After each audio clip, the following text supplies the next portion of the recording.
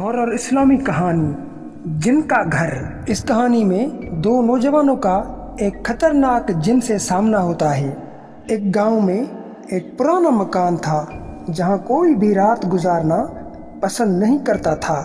لوگ کہتے تھے کہ اس مکان میں جن اور بھوت رہتے ہیں۔ ایک دن دو نوجوان لڑکے ہمت کر کے اس گھر میں گئے۔ انہوں نے سوچا کہ یہ سب افواہیں ہیں۔ جیسے ہی انہوں نے اندر قدم رکھا، ہوا بھاری ہو گئی، ٹھنڈ بڑھ گئی اور چراغ اپنے آپ بجھ گئے۔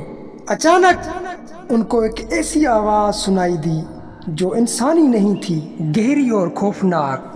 دیواروں پر سائے ہلنے لگے۔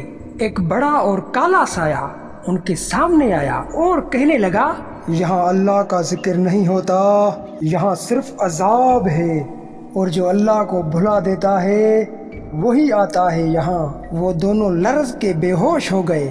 جب لوگوں نے انہیں صبح کو اس گھر سے اٹھایا، دونوں کا رنگ سفید تھا، آنکھیں کھلی ہوئی تھی اور زبان پہ صرف یہ الفاظ تھے، نماز بچاتی ہے، نماز بچاتی ہے۔ اس دن کے بعد گاؤں کے لوگوں نے کبھی اس مکان میں قدم نہیں رکھا اور ہر آدمی نے نماز اور توبہ کی پابندی شروع کر دی۔